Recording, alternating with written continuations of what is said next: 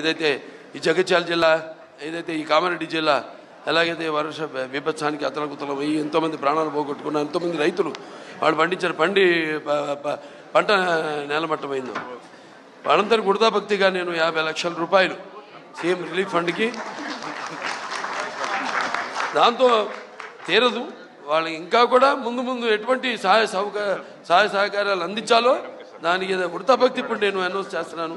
ఎందుకంటే అందరు ఉన్నప్పుడైతే నాకు నచ్చదు అది అనౌన్స్ చేయడం, ఏదో రాజకీయ అలా కాదు.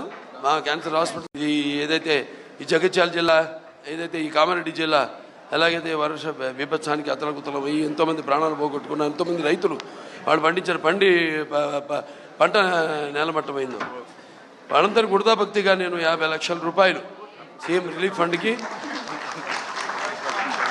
దాంతో తీరదు వాళ్ళకి ఇంకా కూడా ముందు ఎటువంటి సహాయ సహకారాలు అందించాలో దానికి వృధాభక్తి ఇప్పుడు నేను అనౌన్స్ చేస్తున్నాను. ఎందుకంటే అందరు ఉన్నప్పుడైతే నాకు నచ్చదు అది అనౌన్స్ చేయడం, ఏదో రాజకీయ అలా కాదు.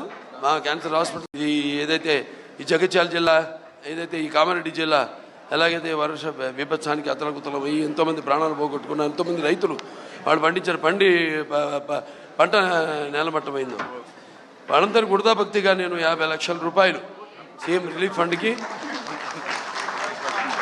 దాంతో తీరదు వాళ్ళకి ఇంకా కూడా ముందు ఎటువంటి సహాయ సహకారాలు అందించాలో దానికి వృధాభక్తి ఇప్పుడు నేను అనౌన్స్ చేస్తున్నాను.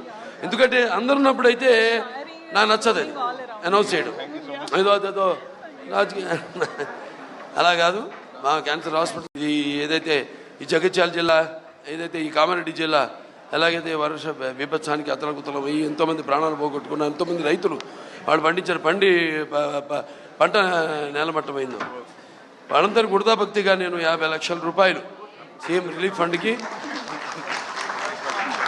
దాంతో తీరదు వాళ్ళకి ఇంకా కూడా ముందు ఎటువంటి సహాయ సహకారాలు అందించాలో దానికి వృధాభక్తి ఇప్పుడు నేను అనౌన్స్ చేస్తున్నాను.